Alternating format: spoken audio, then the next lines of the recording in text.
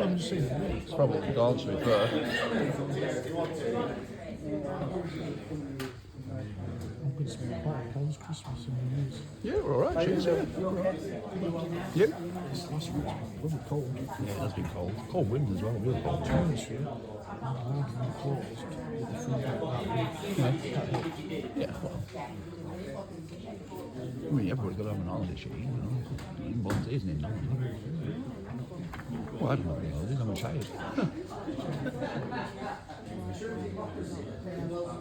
Two small downstairs and a tree downstairs. How come Miles is away? Well, That's the tune. Knows me. I know what is over there. Is a court team. Whatever it is, if I don't answer, you think I'm ignoring you. No. The question is, I don't know. I think it's because there's a court I team. know you're recording, you can hear me what I'm saying. I am. Yeah, I'm not being ignorant then, shit, I'm just.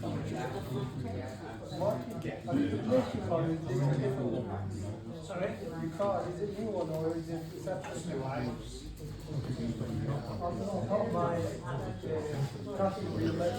A few people in. Quite standing room only.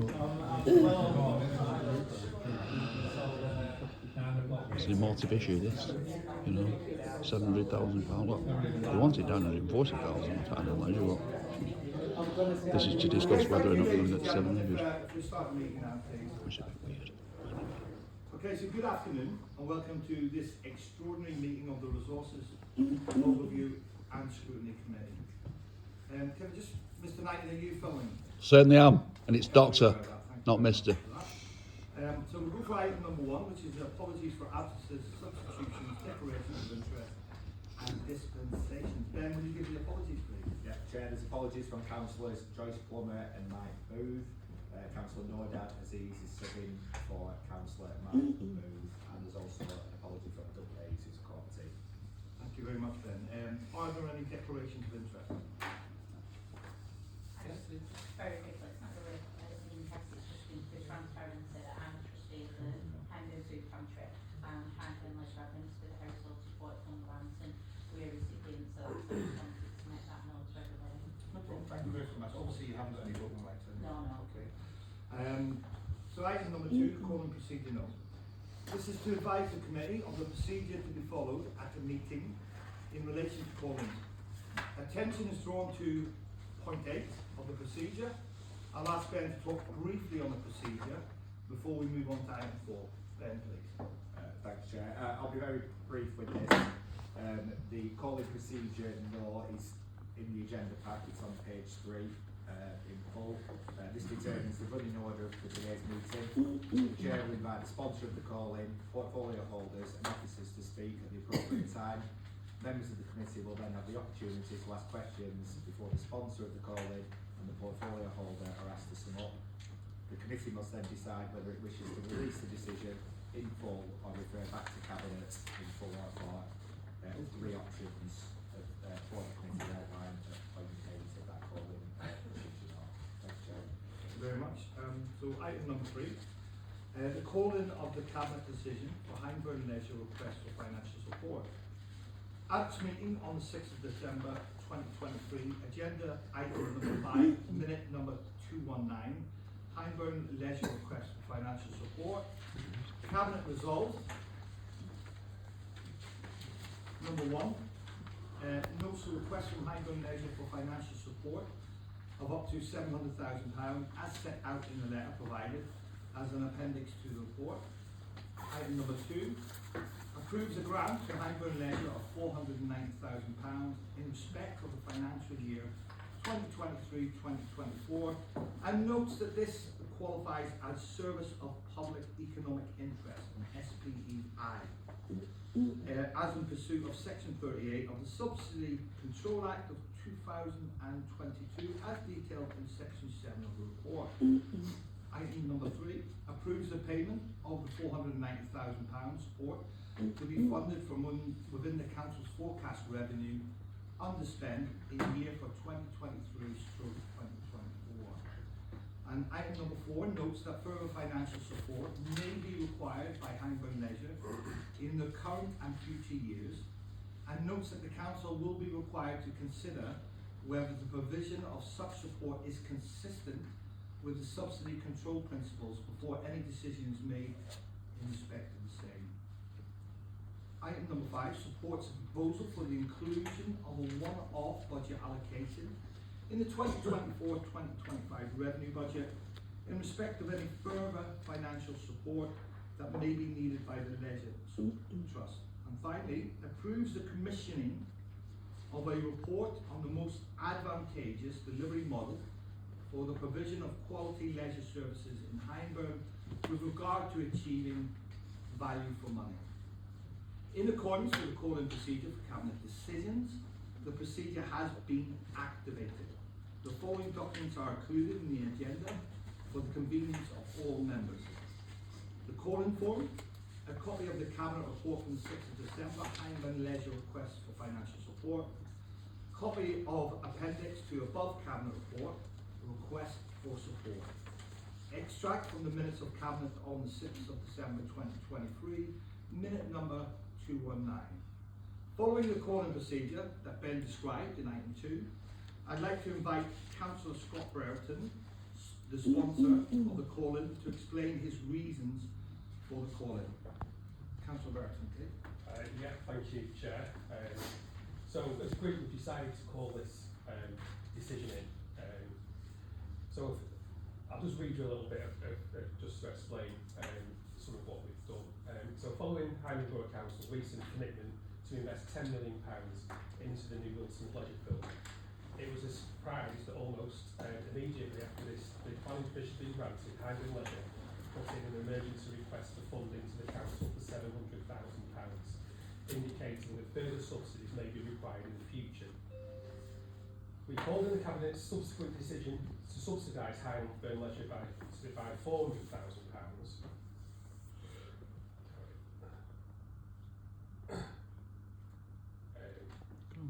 Because it's the right thing to do. Large public subsidies like this should be scrutinised because Hyndburn Council taxpayers need to know that their hard-earned money is being spent prudently. Councils across the country are being squeezed financially like never before, and although it has been deferred for a year, Hyndburn Borough Council faces £1 million a year bill when LTC's contract with Winnie Hill ceases, and when it has to be transferred to Farrington, as well as a number of other substantial pressures. So essentially, to sum up really, as opposition councillors, regardless of views on Wilson's and things like that, the picture has been painted that the council and Hyndburn Leisure, that everything's been quite rosy in terms of finances. So it was a real shock to find that there's £700,000 requested. And I just think, I understand that leisure trusts in certain areas do get subsidies, and that's absolutely fine, but I just think we just need to know how we've got to this position and why we've got to this position before, and just scrutinise the decision. Unfortunately it's been painted that we're challenging the decision. No, what we're doing is scrutinising it just to make sure that the decision ultimately it's Cabinet's decision, but they've got all the information that they need to make the right decision. Thank you very much for that. I'd like to invite portfolio holders to explain the rationale for the decision. So if we can invite Councillor Cox and Councillor Griffith, please. Just one second.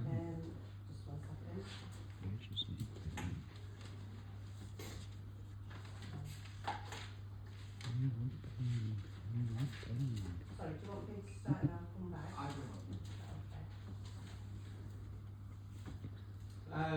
Well, the reason for the decision, of course, was were the unexpected extra costs faced by the leisure department, the leisure trust, by the way. So, for instance, heating swimming pools is a very expensive thing to do, and nobody here in the Leisure Trust can control energy prices, which have obviously risen dramatically because of the war in Ukraine. The Leisure Trust also faced extreme wage rises following the inflation that there's been.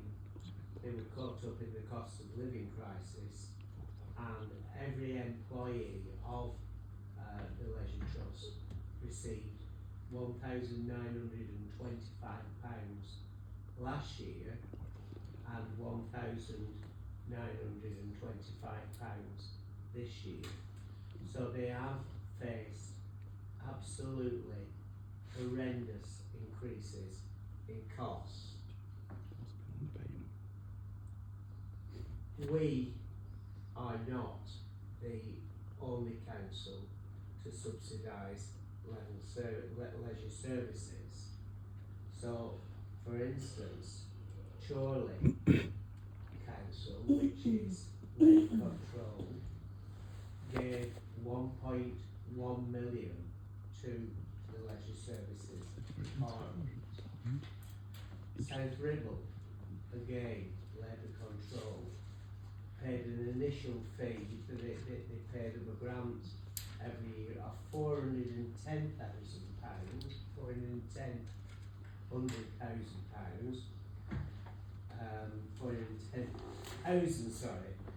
and on top of that, paid another 800,000 to the leisure services. So it's not unusual for councils to provide grants to leisure services, and in fact we used to pay £500,000 every year to the Leisure Trust to provide these services in Hyndburn, and it's only in the last few years, the last 5-6 years, that we've actually stopped paying. So the Leisure Trust has saved us enormous amounts of money in Hyndburn by the way it's operated.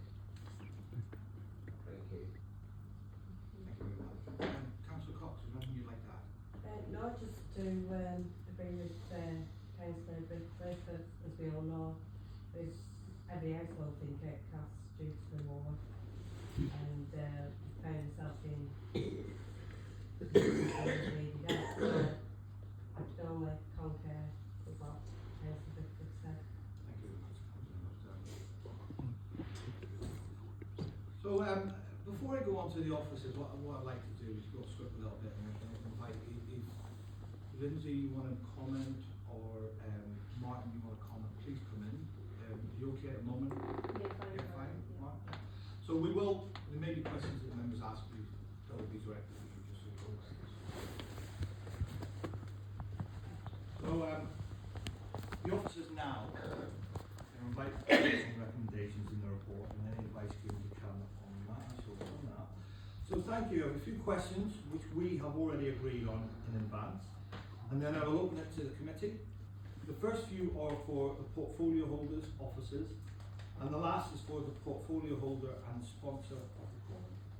So the first question came from Councillor Clegg, and that was, what were the costs to the council to run leisure services prior to the Leisure Trust being formed? For the portfolio holder. Yeah. Thank you.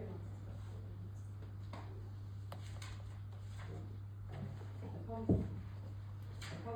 formation of the trust in 2002, the council provided around 435k of operational subsidy to the trust.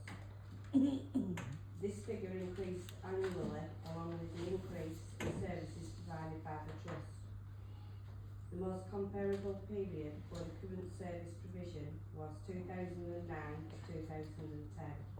Management fee budget in that year was 1.045 million, and if general inflation had been applied to this figure, the current cost would be 1.590 million, based on November 2023 inflation rates excluding VAT. The costs stated above do not include the current pressures identified within the 490k inflation rates. in the cabinet report. Thank you very much, Councillor Cook. Anybody else want to come in on that question? Leave on from there? Move on to the next one. This is from myself. What would be the cost for the council to deliver leisure services in-house? I know it's quite a big question. Well, quite simply, we really do not know the answer to that, and that is why we have asked for consultants to be brought in to determine the best way forward and the most reasonably costly way forward for the Leisure Trust. Thank you very much for that. Martin wants to come in. Yeah, sorry, anybody else want to come in? Yeah, Martin, go ahead, please. Sorry, yeah, thanks, Chair. I think just to add to that, it's not that, you know, we don't know what kind of cost will be included in that, but it's not as simple as just picking a number and sticking with that number,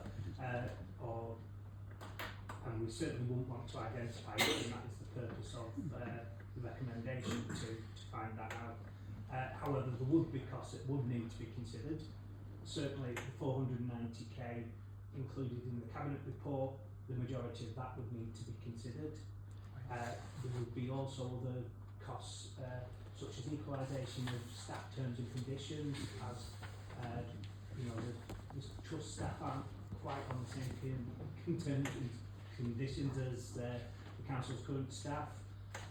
There'd be an impact of business rates. The trust currently get rate relief on business rates for £170,000. That wouldn't happen under the council.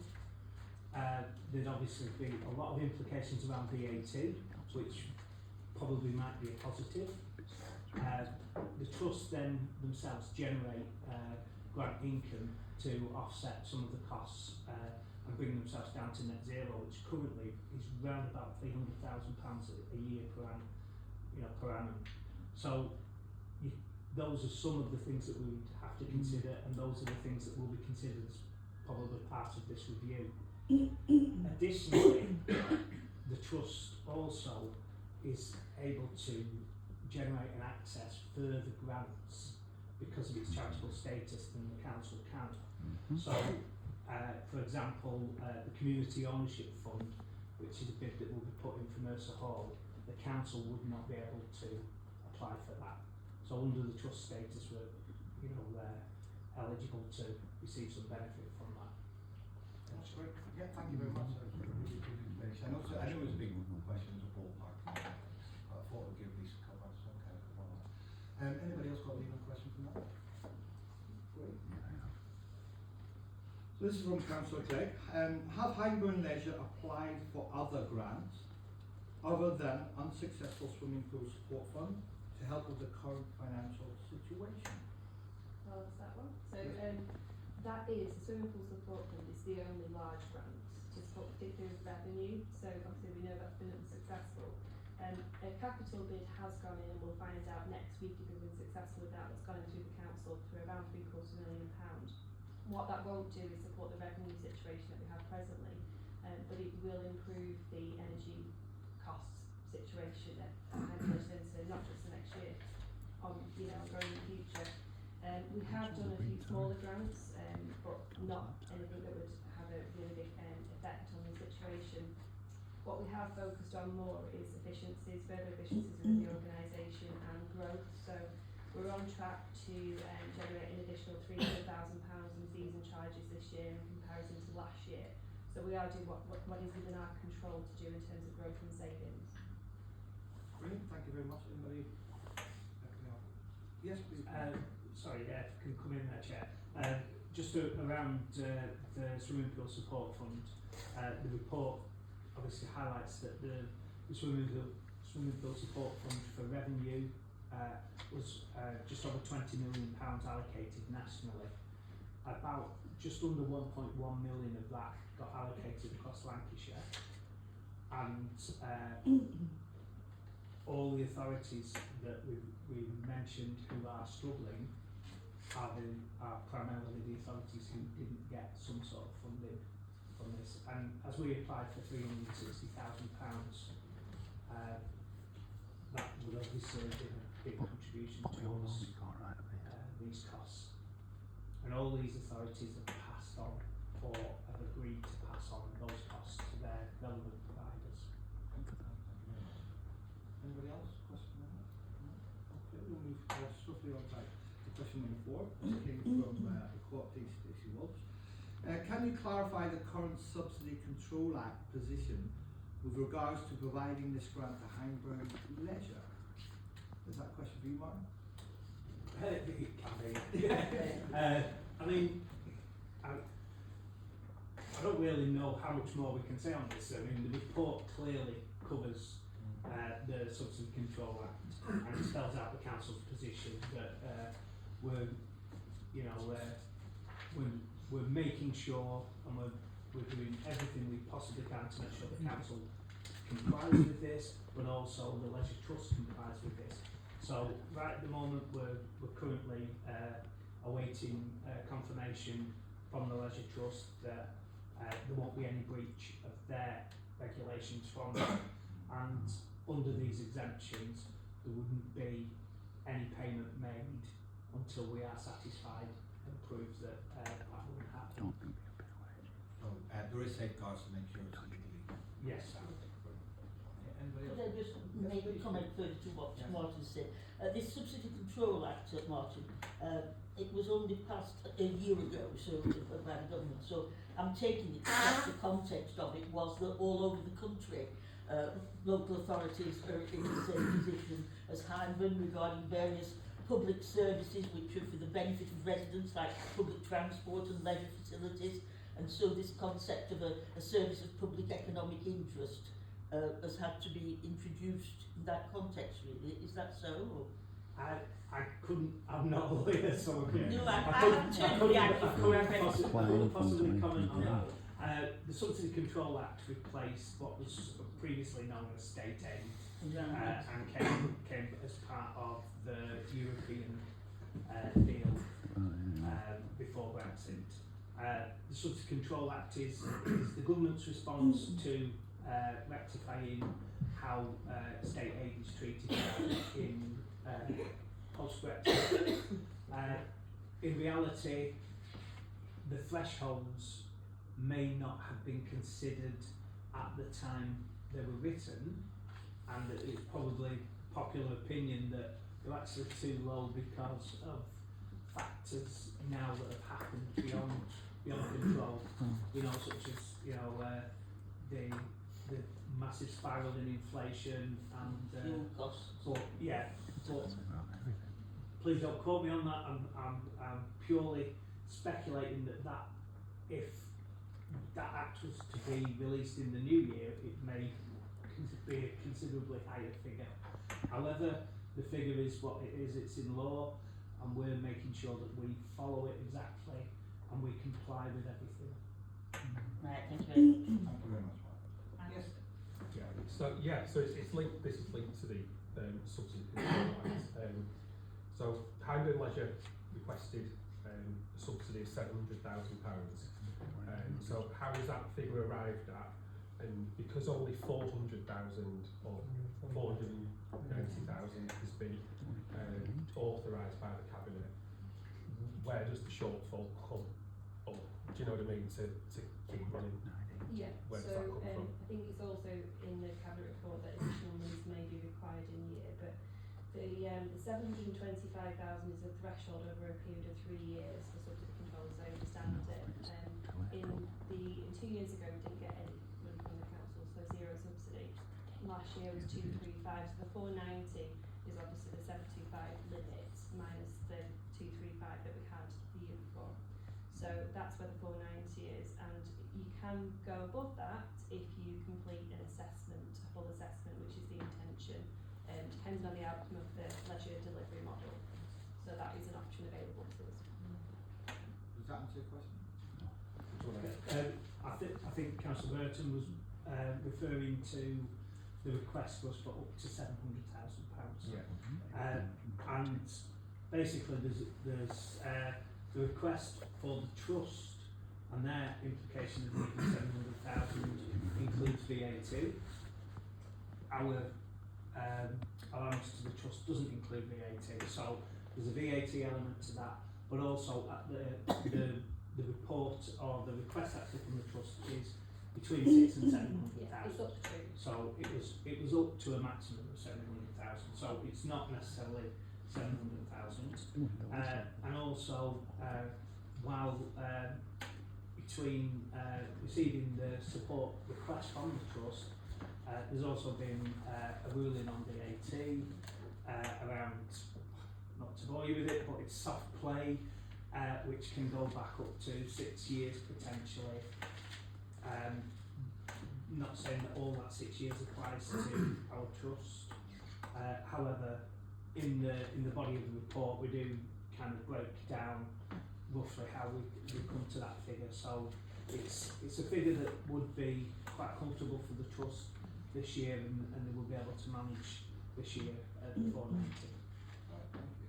Thank you for the question. Easy question. Can I bring in Stacey? Yeah, it was only very quickly. It's the 2022 Act, isn't it, that you're referring to, and it says the maximum is 725 in the 3-year rolling programme.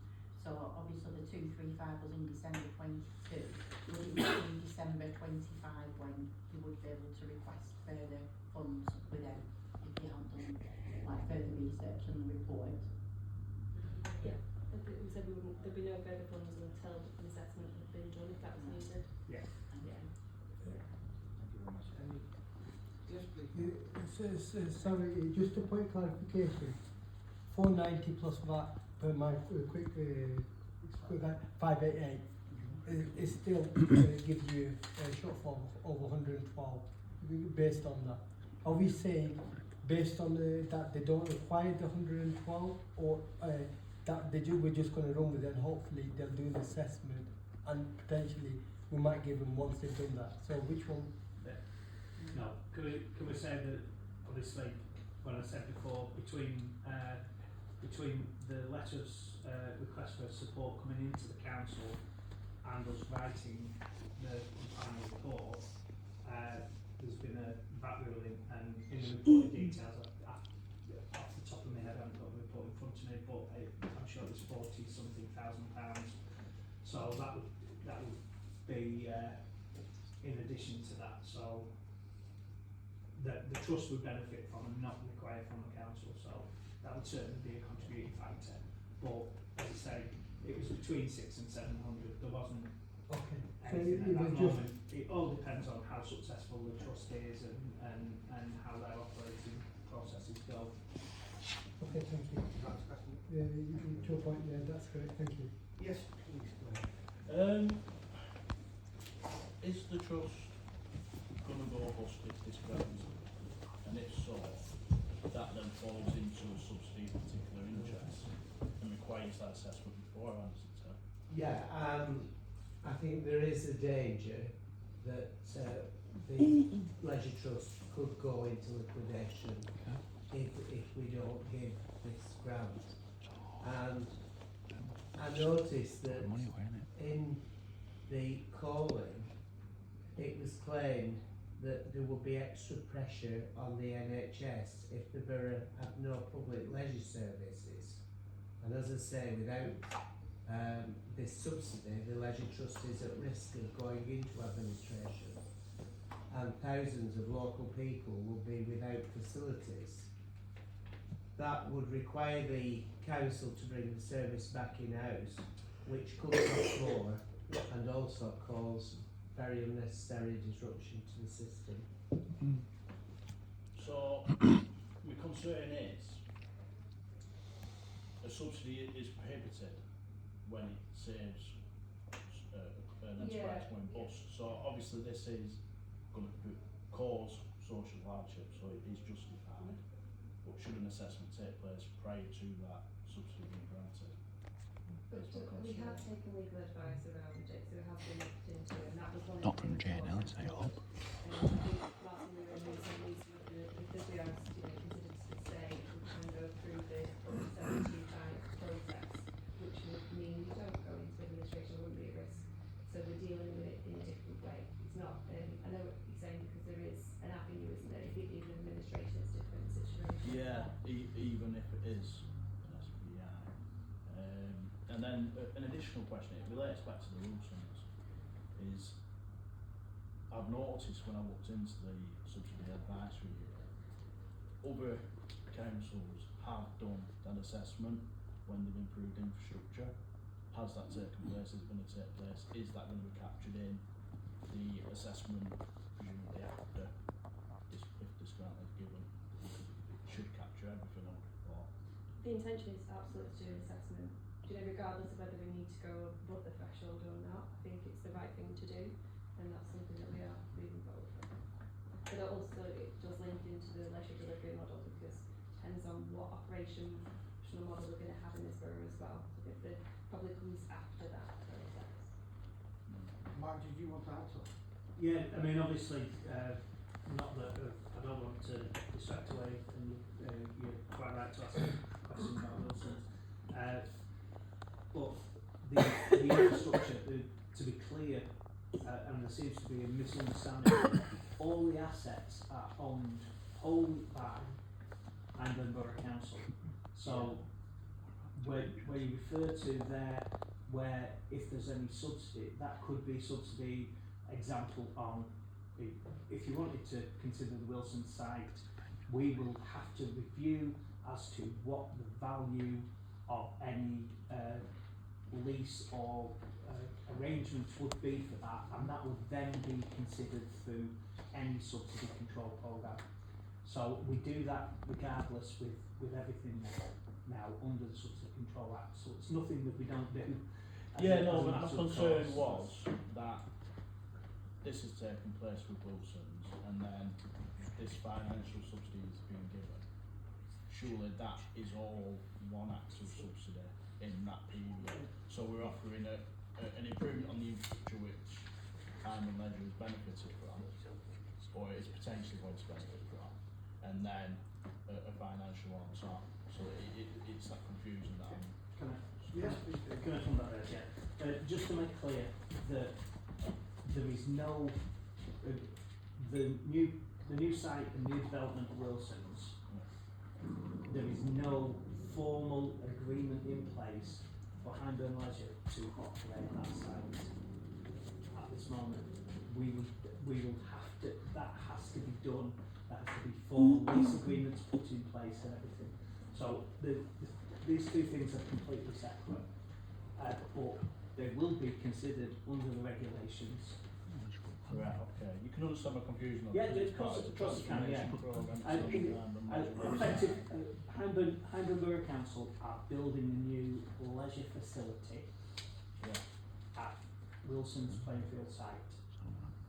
That is Hyndburn Borough Council's until completion and a sign over and an agreement is put in place. There's nothing in place formally. So it's not tendered out? No, and this then relates back to the cabinet decision around, right, as we're doing this new facility, the leisure services has changed over the last 20 years. There's a lot of implications changed around funding arrangements, and the idea is before we would progress and do such agreement, we need to know what is the right model for the council going forward, which gives the best economic and the best social benefits. So it may be that we, it may be that Hyndburn Leisure Trust operate that facility. It may be that they don't operate that facility. Yeah. No. Thank you very much. Yes, please. So if I'm right, as a council, we've agreed to build a £12 million swimming pool, but potentially we don't know who's going to run it. So it could be a white elephant, potentially. Well, as said before, we're assessing which is the best method for the council to operate to provide our services. So it may be the current service model that we've got now. It may be another service model. So we've got the current model as it stands. We've got the current model but we have the option to change that model. Yeah. That's what you're saying. Okay. Just on that, Sorry, just as well as mentioned, obviously the facility is not due to be complete till spring 2025, so a lease wouldn't be in place until then. There might be, you know, hesitations around that and an agreement in principle, but there wouldn't be a lease until the council's version to determine. 2025. thank you for that. This is from Mr. Downey. Do in-kind services provided to hyndburn leisure count towards subsidy control thresholds? I'm looking. Do you want me to expand a little bit on that? So I just haven't heard it right. My concern was in the agenda we mentioned about paying the energy and that on kind of a credit agreement. Is there a charge associated with that, or is it done free of charge on an ad hoc basis? I want to understand it more, because obviously if there's no charge, is that beneficial to time and leisure more than it would be to an independent operator?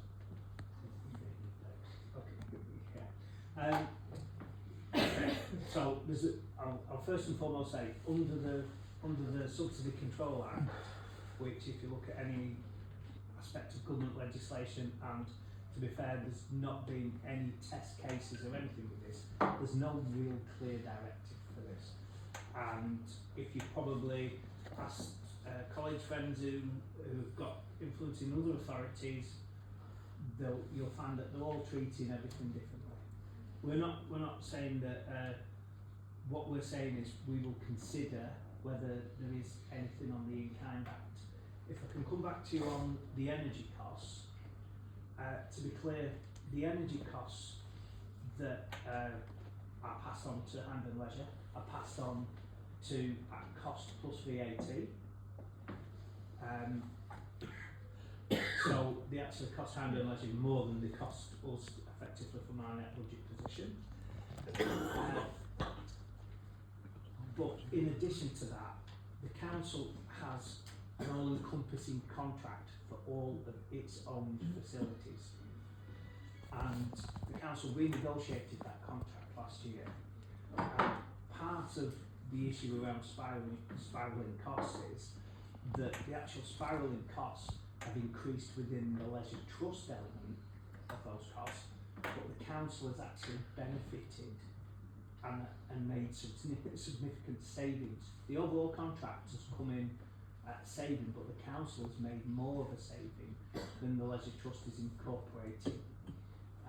So if this was an in-house service provided by the council, we wouldn't even be having this discussion, because we would have just looked at energy costs across the board and equalised it. So there's a specific case here that actually we benefit as a council because Hyndburn Leisure are part of our economy of scale. However, Hyndburn Leisure individually are suffering from this. So part of our underspend this year is actually us benefiting from that benefit, from that saving. But the cost is sitting within Hyndburn Leisure.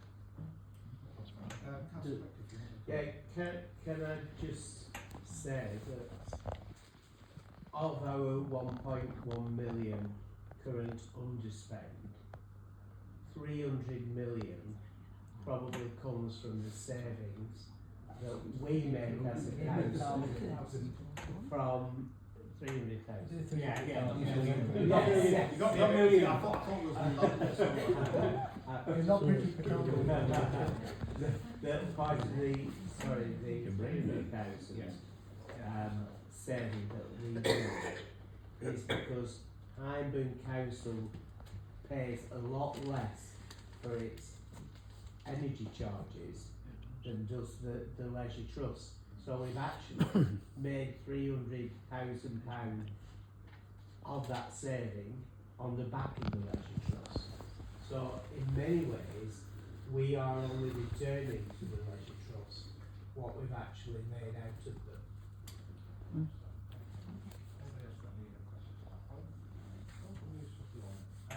This question from Mr. Parkinson. Can you provide a comparison of management fees received by other leisure trusts across Lancashire? Yes.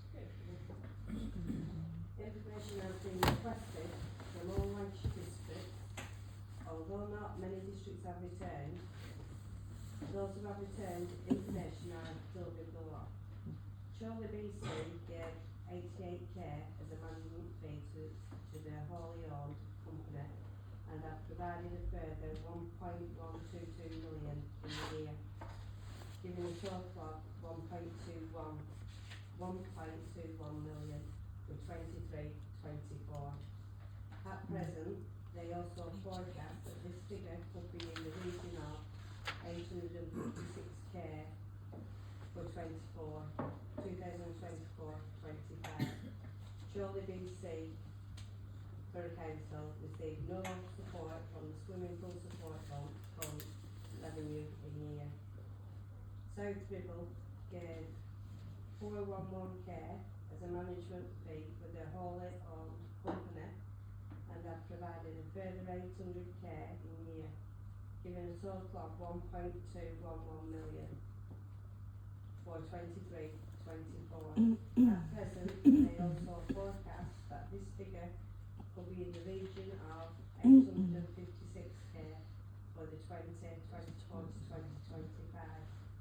South Ribble Borough Council received no support from the swimming pool support fund revenue in year. YABC gave 408k as a management fee to their outsourced service and have provided a further 142k in year, giving it a total of 550k for 23-24. At present, they also forecast that this figure could be in the region of 430k for 24-25. YABC did receive 142k in support from the swimming pool support fund revenue in year, which was and will be passed on to their leisure provider. Rosendale BC gave 70k as a management fee to their leisure trust and have provided a further 67k in year, giving a total of 137k for 2023-24. The council has no available financial resources to further support their trust apart from providing delayed payment terms or even a potential future loan. Rosendale BC did receive 67k in support from the swimming pool support fund, which has and will be passed on to their leisure provider. Just following up and probably to Lindsay, because I mean we're going back some years when the challenge was sent by myself and Councillor Moss to take away all your external funding from the council, and as highlighted in the report, that's made a saving of £9 million. And of course, what you've been hit by is what no one wanted to see: a war in Europe and the exponential of fuel charges going up, which can't be put into that. If they weren't there, you wouldn't be here. They're unknowns, but more importantly, leisure in Hyndburn is about activity and health. And you look at the health indicators in this borough, and they're one of the worst in the country. And I congratulate the Leisure Trust in coming forward with a capital plan for the next 3 years, investing in actual activity. And it's not unknown for the council to subsidise. You haven't had a subsidy in many years, and that's credit to the chairman and the board and trustees and the staff. But as highlighted, if people are looking for scenarios of things which cannot make a profit, we'd look at leisure and look at bowling, which the council does. We have 200 members. It'll never pay for the maintenance of them bowling greens. Are people seriously saying we should scrap our bowling greens? It's about activity. It's about getting people, and that will take pressure on the NHS. You only have to look round the town and see the health inequalities. So it's great credit to all the staff. £9 million was saved, and would have been which has been reinvested in this borough to have a 3-year capital programme, which is separate to this, sees the direction of pushing forward and making sure residents Hyndburn have quality products to use, not things which are getting outdated or tired. Actually, quality products. Anybody else got any questions? Is there a question? Yes, please. Are the pre-debating questions? In this question. No, I'll That's come back. okay. So the final question is from Mr. Parkinson. So the question is to both the portfolio holder and the current sponsor. Have you received a All right, I've got some issues with oh, that's okay. You can keep your time now. Want us to come back, we'll come back. Considering the current losses associated with keeping Mercer Hall Leisure Centre open, should this building continue to remain open? Can I speak to the portfolio holder first? Yeah, I can answer that. The net cost of operating Mercer Hall are in the region of 120,000 per annum. The Cabinet report highlighted options that included the closure of Mercer Hall. Although this has not been pursued and is unlikely to be considered until any decision is made on the options for the repurposing of the site. Would you like to comment on it? You don't have to if you want to. No, to be honest. That's okay, no problem. Or we move on. Just Yes, quickly. please, go ahead. I mean, I noticed the calling, we are being hypocritical. They're making the charge that subsidies and whether things can ever make a profit. And of course, Mercer Hall in its present form can't. Then the logical says that they would then recommend that to be closed. Now, of course, the old procedure for Mercer Hall has been highlighted since 2019. The members from Great Hall will come forward with a sustainable business case for some of their use. Presently, no member from Great Hall has come forward with a sustainable business case yet. They may make political points, but they've had the time and energy of 5 years to come forward with some instead of just moaning. Thank you very much. Thank you. God. So I will now open it up to the committee members to ask questions of the sponsor of the calling or the portfolio holders or officers present. Would anybody like to ask a question? Yes, please go ahead. So, Lindsay, I noticed on the company's house, given the calling, the accounts have been delayed. So am I right? The auditors have requested a going concern issue that if this funding isn't present, that the account can't be presented as a going concern. Is that correct? Every year we use a letter of support from the council, so without this decision being made and being final, we can't have a letter of support, so we have had to delay till the end of March. Given the business critical nature of this decision and previous year's requirement of having a letter of support, have we gone through the report? It wasn't present because given the business critical nature of that, I would have expected that going concern and the ability to operate in the report. So it's not neither in this report. So shouldn't it have been in that if we don't grant this, liquidation could be a possibility or probability? Is that correct? As this calling not held us up in this situation? But it was nowhere identified in the report that it was such a business critical decision. It was merely a request for a report. Them are two separate things, Councillor Berkeley. Well, as far as I'm aware, the calling has hampered this decision for us to support leisure services in Hyndburn. And leisure services are critical that we continue to provide them. But that wasn't the question, but we'll move on. So clearly it's a business It was critical. an answer. Wasn't the answer, wasn't it? We're not in the cabinet, Councillor Brickley. Yeah, but it was an answer. Councillor Zees. And in terms of, we've identified that 700,000 is what percentage is due to energy cost and what has been driven by Wages. wages cost? What's the breakdown? Yeah, that's in the cabinet, so the cabinet report does specify, so it shows the amount that's linked to energy, the amount that's linked to employers, and then there's some in there around the lack of recovery, kind of participation-wise as a whole, and then just general supplier inflation as well. So there are figures in there.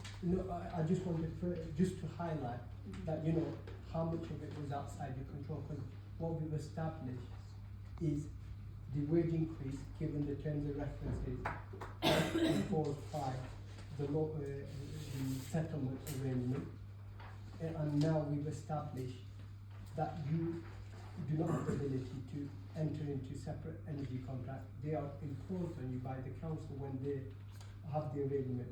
So they, in essence, you're having to adjust for scenarios that you have no control over.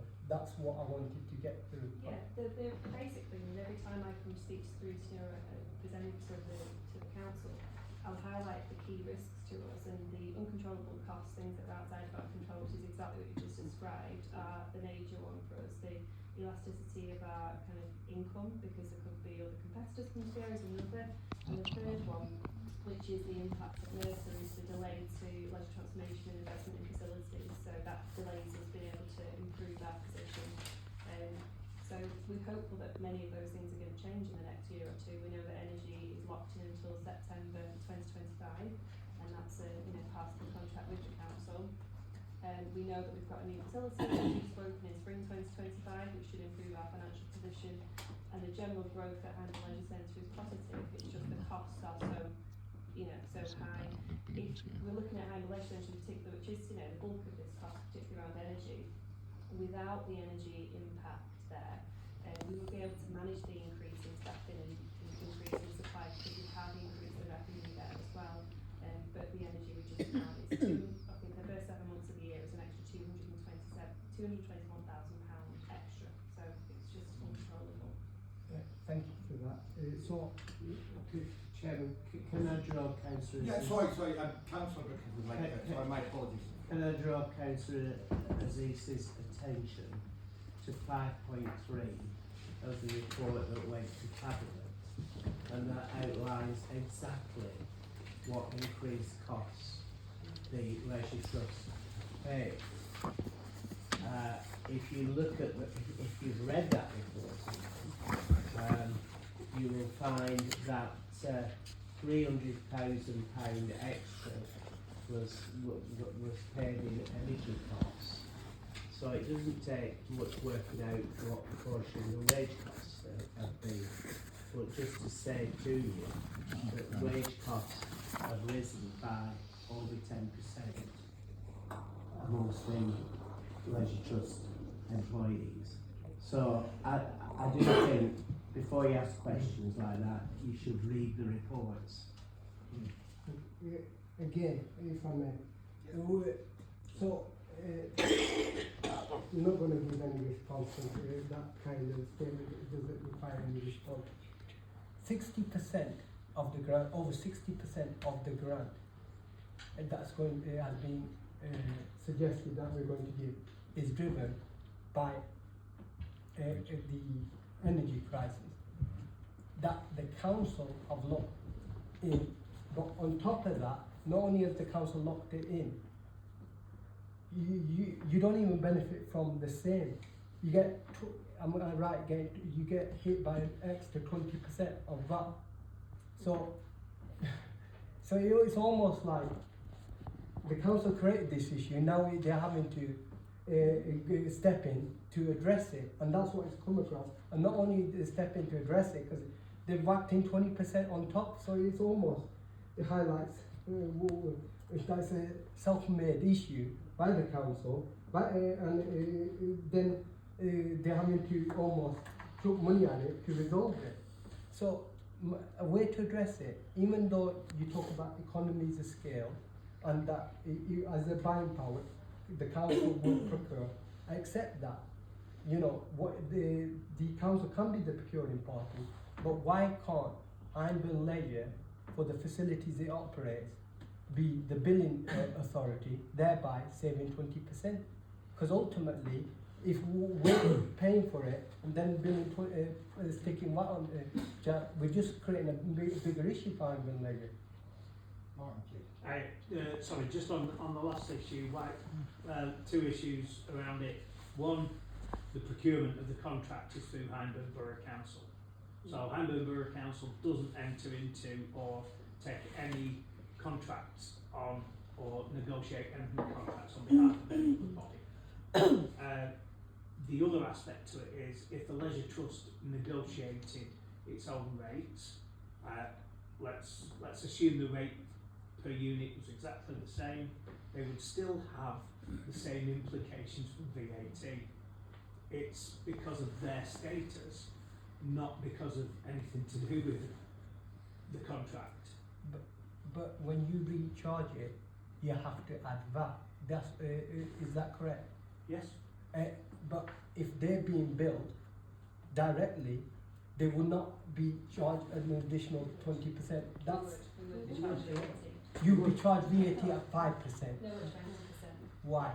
It's because of the use of those facilities. So that's what our auditors will clearly say. Community buildings can be 5%, which may be where you're thinking that, but for leisure facilities it's 20%. But on top of what Hyndburn Leisure already, Hyndburn Borough Council would pay. Yes, because the council aren't eligible to pay the 20%, so they wouldn't pay. So an in-house service would pay the flat rate. A charitable trust like ourselves pays the 20%. So that's my point. That if you did it separately, they would charge you including that. Because you do it. The same amount either way, exactly the same amount. I think we've answered the question. Any other questions? Okay, thank you very much. I will now invite Councillor Burton as a sponsor of the court. No, I'd like to thank Lindsay, I'd like to thank Martin for some very detailed answers.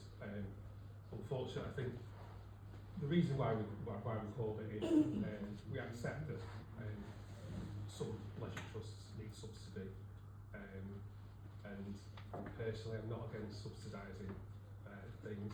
I just think it was a shock that where this request comes from and how late on in the day it came, and that was the reason why we called it in. Unfortunately, it was hoped that we would be able to see the accounts to assess whether a subsidy should be payable and the amount of subsidy payable, whether it be less or more. Unfortunately, we haven't got that.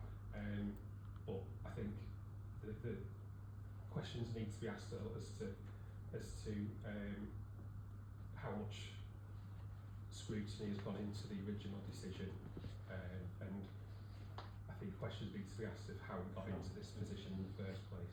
But like I said, thank you, for the answers. I'm going to ask.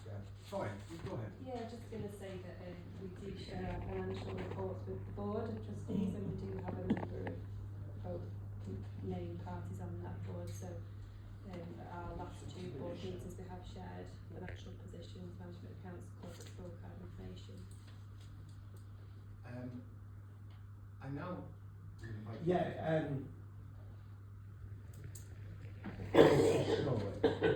It wasn't a shock because swimming pools, any organisation that use swimming pools have been struggling for quite a few months since the energy costs rose.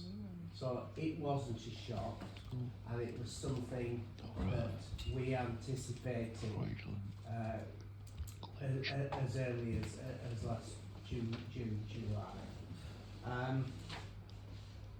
I really do hope that this calling is actually released.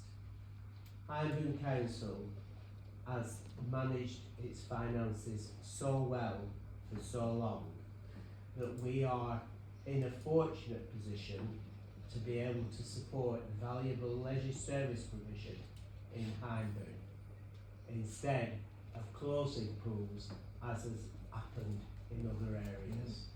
And long may that continue, this financial management, along may our leisure services provide the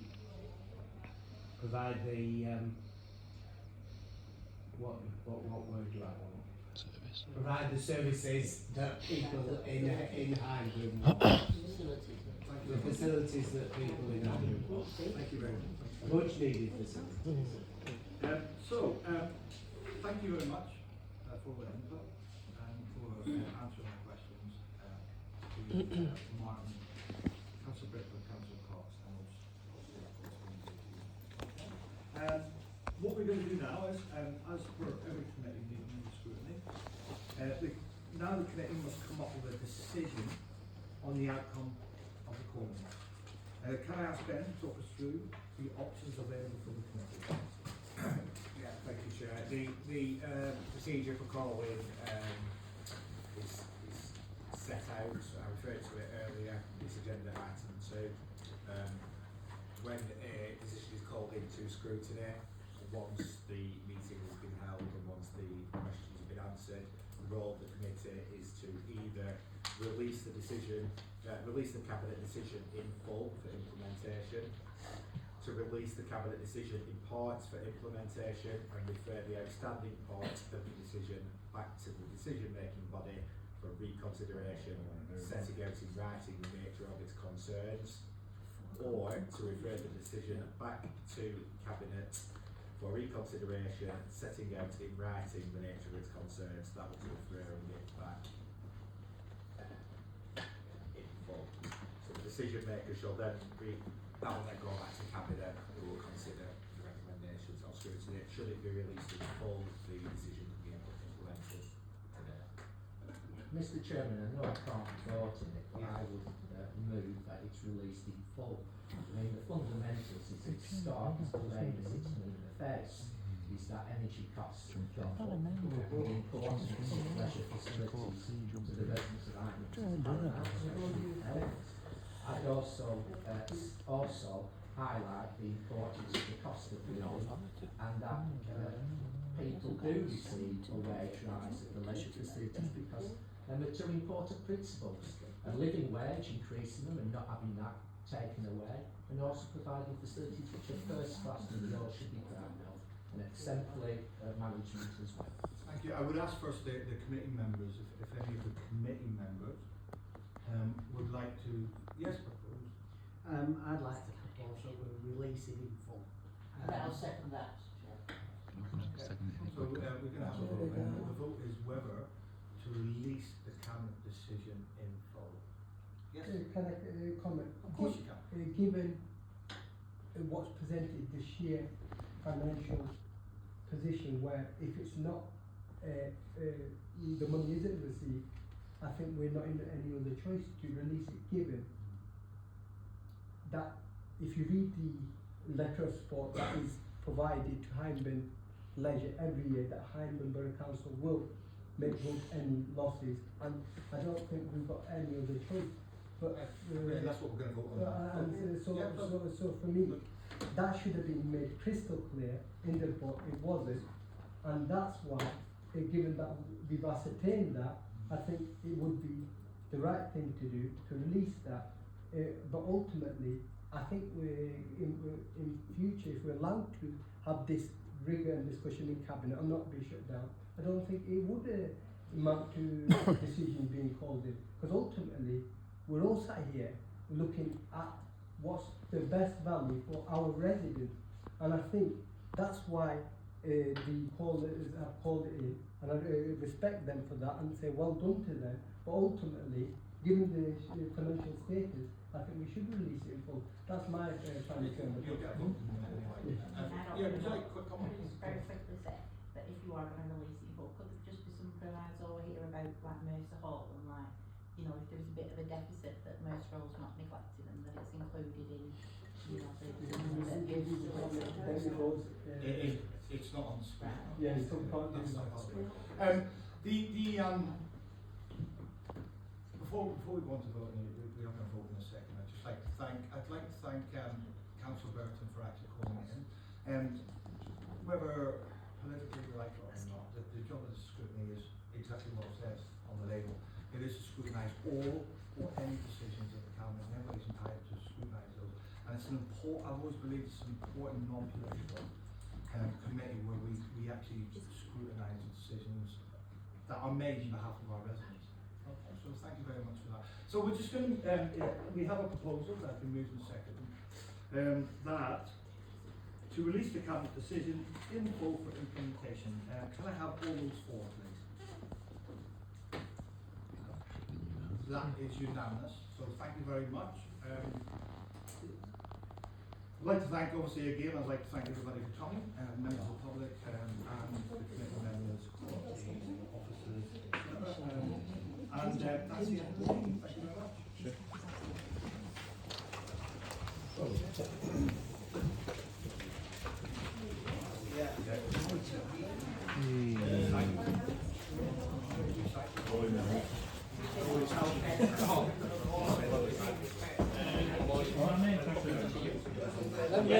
The brand new ones, Al, brand spankers.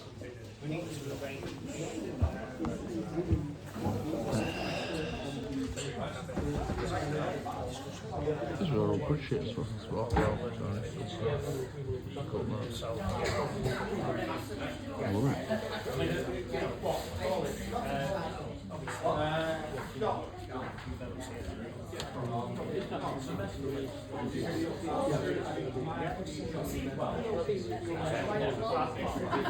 Alright. Not too bad. Have you got some new teeth? Well, I've got some new teeth, yeah, because obviously I've got no teeth before, either, so... I don't know. Yeah, I needed them for... I'm not being personal, I'm just... Yeah, I got some new ones. But I need some implants, really, but... You know, thought I might look a little bit more respectable in 24. I mean, if I'm a... Start new year. If I'm a Munster raving loony party candidate, I should at least look a little bit respectable, eh?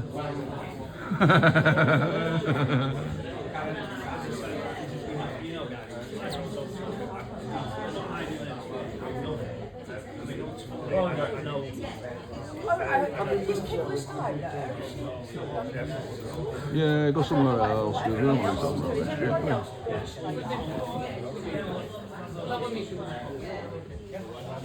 I love them talking about stuff after. It's great. What we talk about? What can we talk about? I don't know. What can we talk about? Not right, sure. What can we talk about? I like him at Orange. He's a councillor of ours, isn't he? Oh, they're all hiding out. They've all got to sneak out another way so they don't come past me. I'm not allowed to ask them any questions. Like, don't ask me any questions, Paul. We don't want to answer any questions. We don't want to answer any questions. Yeah, well, I've never heard of it. I was worked at Alright, Lindsay, how are you? Not too bad, thanks. I'm not too bad. Judith, could I just ask you about the Starbucks? You know, I read one of your comments on one of the social media things. I'm barred on it, so I couldn't comment too much. But it was like obviously you deal with planning, and it's I was only pointing out that planning proposals aren't generated by the council. No, I can appreciate that, but I mean the addresses are. So where the planning permission for planning has been asked for Northings and Westings, and the actual address is number 3 Station Road, which is what Aldi bought in 2014. So that's where it is. Why has it been given Eastings and Westings? Is it so that it can actually use Hayes Lane as an opening address? I mean, a planning application is map based. Yeah. I used to do local land charges here for 25 years. Yeah. And whatever a person calls a site, right, it's a shape on a map. Yeah. And that's what it's been. But then when the Lancashire County Council in 1974 say you can't actually join onto the new line of Hayes Lane, that means everybody on the old line can't join on.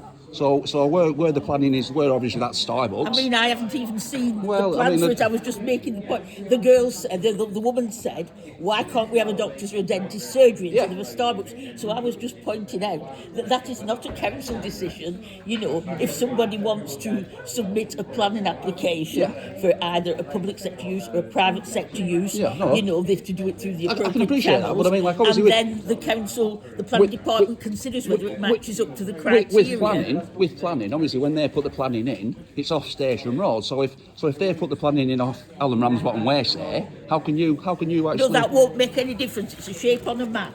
Well, of course it makes a difference, because it makes a difference as to how you access it. If you've got to access it off Station Road, which isn't the main road, well, that in Great was Orwood, highways well, would it's not highways. It's not highways. That's down to covenants and restrictive planning and restrictive covenants. Identification of the site and down to the plan. Can I? Well, how can it get down to the planning? Last night I was discussing with you about that. All right. Yes, I didn't. There's something needs correcting. Peter gave me a name of who I need to contact. Can you remember what it is? No, so what was the, is it the name of the regiment? It's Yeah, wrong. there's Sorry, Paul. No, it's all right. I I'll wait, Judy. Judy. Yeah. No, not really. I'll wait. It's quite important planning and that. There's part of the inscription on it that's incorrect because it's omitting the language. Sorry, I could just ask there. Like, obviously, I came to all the meetings, so the original ask was for 960,000. Now it seems to have dropped to 700. So, the original, you wanted all of the surplus, and the surplus is 960,000. So when the original ask was for 960, and now you're all discussing 700, when did it drop to 160,000? I've never sent anything for 960. Well, I could pull out the minutes if you want. Yeah, which meeting was But, that? it might have been the 6th of December one. You basically said that the council had whatever the council surplus was, I think it was 980,000, 984,000, I think. And basically the Hyndburn Leisure asked for half of it and then half of it. And it was still only to ask for wages just until April. And now suddenly, all of this seems to have sort of like put some other impression. The only figure we've ever asked for is the letter that I sent in, so I've never sent anything else in from Right. the trust. And the 490s, Because it was Peter, wasn't it, that said, no, I don't think we'll go with 960, but we'll look at 700. He actually said that in the meeting. I wasn't at the meeting. So You I'm were. not sure. I filmed it. Which meeting? I don't know whichever one I filmed, but honestly, I filmed it. I think it was the one where you were basically bigging up Hyndburn Leisure. You know, the one where you didn't mention anything about needing any. The one before. Leisure transformation. Yeah, the leisure transformation That one. wasn't, Yeah. Yes, that wasn't about the operation of facilities. That was just about the leisure transformation projects. Yeah, but I mean, you didn't mention anything about needing 960,000 or 700 or 460. There was no mention of any money. It was all like big up, but no. Different topic. Just Yeah, different but I mean, you'd think subject. you'd mentioned it. You know, like, I mean, everybody was like, congratulations, I was there. Everybody give you a nice clap and that. But now, Are you sure that wasn't scrutiny? I don't know. Honestly, they all mix in together, and I'm a little bit, you know how it is. I got to a lot of them, so like they do mix in together. But Figure is a figure that I never heard of. yeah, but that was the surplus of the council and Hyndburn Leisure. I thought, I could be wrong, but I thought they asked for it No, all. we've never asked for it. Me and the board have never asked for it all. Right. We've only made one request, which was the request we made. Righty. This one. So For the that's 700. Yeah, that's Because the I only thought it was Peter that mentioned the 700. That was all. Maybe it was something else I read. Possibly, but that was the only one that I've No ever problem. Well, thank you anyway. You know, I hope you carry on delivering the services that we need. done. We'll do our very best. Excellent, do. Thank you.